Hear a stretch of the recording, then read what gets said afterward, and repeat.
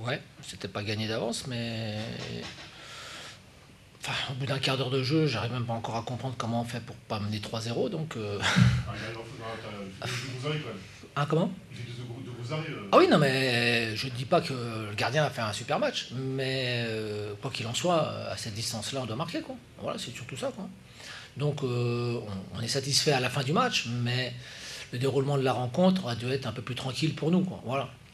Et c'est un peu notre problème ces derniers temps, c'est de se créer pas mal d'occasions et de pas conclure suffisamment, quoi. Voilà. Donc, on doit se mettre à l'abri rapidement, on doit être capable de gérer après sans problème. Après, faut être juste, on n'a pas tremblé. Il y a eu une frappe d'Ambry quoi, en deuxième mi-temps. Voilà. Après, tous les coups de pied arrêtés parce qu'on avait un déficit de taille et donc on savait qu'on pouvait être en danger. Mais sinon, voilà, on a quand même une flopée d'occasions quand même. Donc, genre, on est content de 3-0 à la fin du match, bien sûr, mais je pense que les 3-0, le 3-0 pardon, aurait dû Arrive avant. s'établir un peu plus tôt. Quoi. Voilà. Même après la sortie d'Alain, ça ne vous a pas déstabilisé, tu as fait le changement, des trucs dans le même Ouais, système. on n'a pas cherché à se mettre en danger. On avait joué comme ça à Caen la semaine dernière, donc Ousmane, on savait que il avait été un peu malheureux à Caen, donc on savait qu'il allait se reprendre dans l'axe. Jordan avait joué dans le couloir sur le match de Caen, donc il avait ses repères aussi, même si c'est pas son poste de prédilection. Donc on savait qu'il fallait qu'on soit solide derrière et qu'on aurait des possibilités après avec le ballon, parce qu'on a des bons joueurs de ballon offensivement. Mais tant que tu n'enfonces pas le clou, voilà. Et puis c'est assez marrant de voir que c'est notre ami Gulliver Arkebal qui a marqué de la tête, quoi. Voilà, donc ça c'est marrant, quoi. Au milieu de deux mecs d'1,90 m, c'est assez surprenant, mais bon. On prend quand même, on prend. Après, il y avait, on a séparé les semaine. 11 buts encaissés en 3 matchs. Vous n'avez pas de but, un clean sheet. Ça fait que Ah ça oui, fait aussi bah, plaisir. c'est ce que j'arrêtais pas de leur répéter, quand même, durant la rencontre, qu'il fallait pas qu'on se relâche parce qu'on ne pouvait pas prendre de but. Voilà. Donc on a concédé très peu d'occasions. Donc Vincent a fait un ou deux arrêts quand il a fallu les faire, donc c'était bien. Mais on n'a pas été non plus trop en danger malgré tout. Mais tu n'es jamais à l'abri sur un coup tordu que l'adversaire puisse marquer un but. Et bon, après, tu sais pas comment ça peut tourner, quoi. Donc il faut qu'on apprenne quand même à être beaucoup plus clinique, de façon à... On se crée beaucoup de situations, je trouve qu'on fait beaucoup d'efforts pour se créer des occasions. Il faut qu'on soit encore plus rigoureux dans les plans de jeu et après marquer des buts pour se mettre à l'abri et être capable de pouvoir gérer un peu les matchs différemment. Voilà. Alors à la mi-temps, on s'était dit qu'il fallait continuer sur la lancée de la première, surtout pas calculer, essayer d'aller de l'avant. Mais bah, y a un peu de fatigue qui arrive aussi, il y a un peu, ça commence à papillonner un petit peu et on est moins rigoureux. Donc il faut qu'on travaille beaucoup là-dessus parce que cette saison c'est un peu ce qui nous a plombé quand même. Donc il faudra qu'on s'améliore à ce niveau-là. Un petit mot sur Kebal, qui stade, qui a régalé, qui fait frapper des Ouais, buts. après, j'avais parlé avec lui cette semaine parce que je trouve qu'il n'arrive pas encore à faire le distinguo entre le moment où il peut dribbler et le moment où il doit faire la passe. Parce il nous est beaucoup plus utile quand il fait les passes que quand il dribble en fait. Parce qu'il a un pied qui ressemble quand même à une main, quoi. Donc il est primordial pour lui de, d'arriver à saisir le moment où il peut dribbler et le moment où il doit faire la passe. Parce que il y a pas mal de situations où on tolère qu'il perde des ballons, mais il y a perdre un ballon et perdre un ballon. C'est-à-dire que quand tu le perds par un excès d'individualisme, c'est pas marrant, alors que quand tu le perds parce que tu as voulu faire une action qui réclamait le dribble, ça c'est moins dérangeant. Mais on sait aussi que avec son pied, il est capable de mettre de très bons ballons. Donc il faut qu'on arrive à peaufiner ça encore sur les derniers matchs parce que bon, forcément il est en prêt, donc il sera certainement plus là la saison prochaine. Mais il faut qu'on en profite quand même sur la fin de saison parce que c'est intéressant. Et en plus, bon, il marque des buts du pied droit, de la tête, donc en fait un peu tous les trucs, dans tous les registres dans lesquels on ne l'attendait pas forcément devant le but, quoi. Donc je suis content pour lui parce que il a compris en cours de saison qu'il n'était pas là pour venir faire du tourisme. Il était venu pour avoir du temps de jeu, pour avoir des stats et montrer qu'il était capable de nous apporter beaucoup. Et là, en ce moment, il nous apporte. Voilà, donc c'est bien pour lui de s'être remis en cause et d'avoir montré vraiment l'étendue de son talent.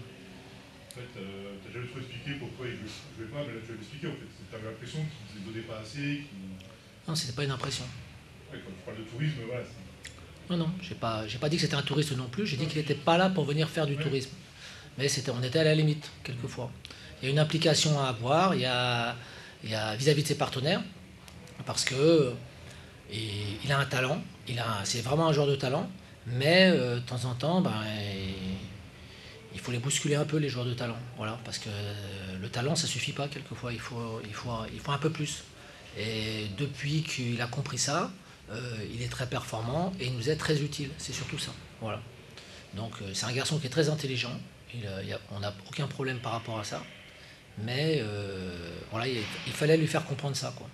Et ses partenaires sont ravis aujourd'hui de le voir dans cet état de forme parce que c'est là qu'il nous montre réellement que voilà, ça justifiait le prêt qu'on a fait avec le Stade de Reims. Mais encore une fois, on a perdu un peu de temps, c'est dommage, voilà. Ouais. Mais quelquefois, il faut mieux perdre un peu de temps et arriver à nos fins que vouloir forcer les choses et ne jamais y arriver, quoi, voilà. C'est un peu le problème qu'on a eu cette saison, avec pas mal de joueurs. Fin de saison, là, c'est là 6 matchs, 43 points quasiment sauvés maintenant. Bah, moi, quand il reste 18 points et que j'ai que 9 points d'avance, je pense pas que je suis quasiment sauvé. Voilà, c'est mathématique, là, j'y peux rien. Quasiment. C'est là. Ouais, quasiment 9 points, c'est large. Ton quasiment, il est large. Non, non, on n'est pas sauvé, mais on n'est pas en panique non plus. Voilà. Il y a beaucoup d'équipes qui sont plus mal classées que nous. On voudrait terminer honorablement, donc on va essayer de faire le maximum. On sait qu'on a un match qui va être très compliqué à Metz samedi. Voilà. On va y aller, c'est tout. Et puis on verra. On a une petite revanche à prendre quand même parce qu'on avait pris une bonne claque au match aller. Alors il y avait des conditions un peu particulières, mais je trouve qu'on avait offert un peu la victoire aux Messins, donc j'espère qu'on sera capable de se reprendre et de montrer un autre visage que celui du match aller. Voilà. Mais bon, je pense que même si on avait égalisé, on ne le méritait pas vraiment. On était en retard dans tous les duels, on manque d'agressivité. Donc quand je dis qu'on a été en retard dans tous les duels, ça veut dire qu'on les a perdus. Dans l'utilisation du ballon, quand vous avez vos leaders techniques qui sont en dessous, c'est compliqué de tenir le ballon. Donc voilà, j'ai pas grand chose d'autre à vous dire. Je sais les résultats, on est à 7 points du premier non relégable. Voilà, c'est une énorme déception en ce qui me concerne. Voilà, j'ai le sentiment aujourd'hui, j'ai l'impression que chaque fois qu'on joue une équipe, elle est plus forte que nous. Voilà mon sentiment, voilà ce qui prédomine. Donc j'ai pas grand chose d'autre à vous dire. C'est vrai qu'on parlait de trouver ce supplément d'âme, vous aviez pointé ce manque de détermination et malheureusement là, on l'a pas vu. Oui, il y a quand même une réaction en début de deuxième mi-temps. Vous avez vu qu'il a très vite fallu qu'on s'adapte aussi parce qu'on était gêné en début de match, il a fallu changer le système. J'ai remis Rafiki, Saïd avec Malik Chokounte devant, passé Nicolas Bénézé sur le côté, on a joué 4-4-2, 2-4, c'était un petit peu plus facile entre guillemets pour gérer notamment le côté Kebal qui a fait un excellent match, voilà. Mais ça n'a pas suffi, c'est trop peu. Après, je trouve que les entrants ont apporté quelque chose. Voilà. Thibaut Vargas, j'ai bien aimé sa rentrée. Bon, je sais pas. Steve Ambré a amené quelque chose, d'ailleurs, une occasion. Oui, c'est sûr. Non, il y a eu une réaction en début de deuxième mi-temps, mais ça n'a pas suffi. On a eu, comme je vous ai dit en arrivant, on a eu cette occasion qui nous aurait permis d'égaliser. Mais c'était pas mérité, je dirais. Est-ce que vous avez le sentiment que globalement nos joueurs y croient plus? Non, j'en sais rien. Si, non, je pense pas ça. Je pense surtout qu'on a joué un adversaire qui était plus fort que nous. Et c'est ce qui me dérange. C'est ce qui me dérange, parce qu'à chaque fois on a l'impression que l'adversaire est plus fort que nous. Donc il faut être capable de se surpasser. C'est ce que je leur ai dit à la mi-temps. Que ce que j'avais vu en première mi-temps, ça ne me convenait pas du tout. Absolument pas. Il fallait faire beaucoup plus. On n'avait pas l'impression qu'on jouait notre maintien, qu'on jouait notre vie sur ce match-là. Et voilà, moi je me satisfais pas de ce que j'ai vu aujourd'hui. Je pense, alors vous savez, je vais pas prêcher pour ma paroisse parce que vous me connaissez et je suis pas comme ça, mais je pense que les joueurs nous ont pas rendu, je dis nous, le staff, hein, l'investissement qu'on peut mettre toute la semaine. Voilà.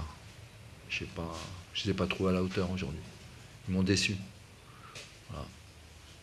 Concernant le classement et les points, il reste 6 journées, 7 points de retard, ça se complexifie de plus en plus. 7 points de retard, c'est énorme, même si on joue 2 matchs à domicile.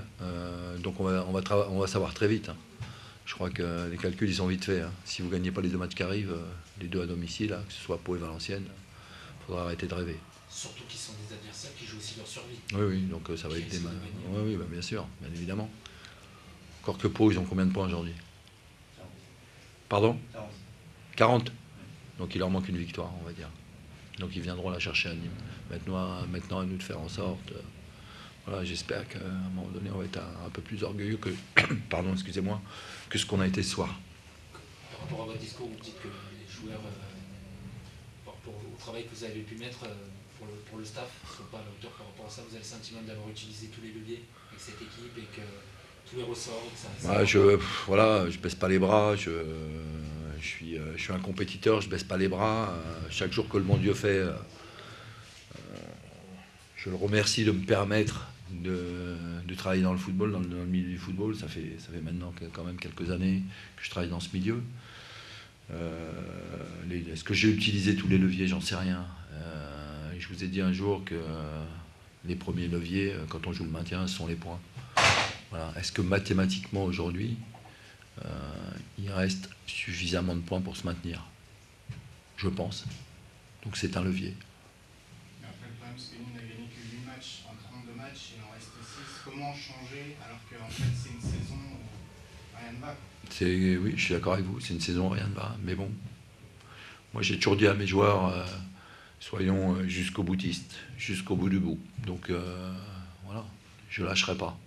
Tant qu'il y aura un espoir, je ne lâcherai pas. Mais vous, oui, peut-être que certains joueurs lâchent un peu. Ça, vous verrez avec eux, vous leur poserez les questions, et puis vous écouterez bien leurs réponses.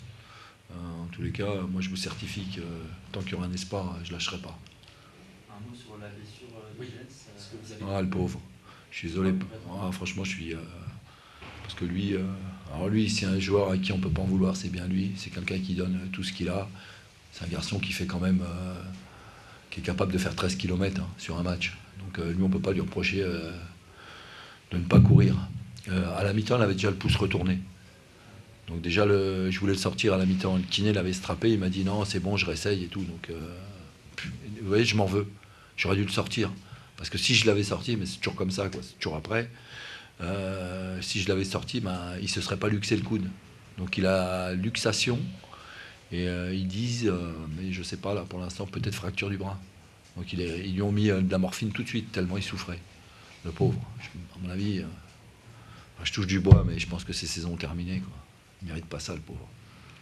On se dit que dans ces moments comme ça, décidément, quand ça fait carré de bas, voilà, les éléments c'est incroyable, quoi. C'est incroyable comment, à un moment donné...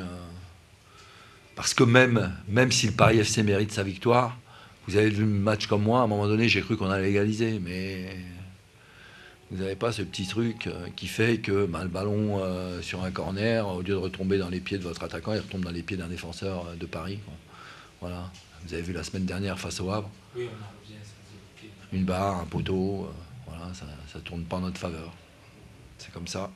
C'est comme ça. Mais encore une fois, je vous dis, tant qu'il y aura un espoir, je ne baisserai pas les bras. Vous n'avez pas parlé à chaud dans le vestiaire? Non, absolument pas. Avec ce que je leur ai mis à la mi-temps, franchement, j'ai arrêté de parler. J'ai arrêté de parler. Voilà. Il faut aussi qu'ils cogitent un peu, qu'ils se remettent en question, j'espère. Et voilà. Vous savez, à un moment donné, c'est pas trop bon non plus de parler tout le temps à chaud. Il me faut le temps de la réflexion. Voilà. Je pense que le trajet dans le bus demain, plus ce soir, parce que je suis pas prêt de trouver le sommeil, ça me permettra, voilà, de bien réfléchir.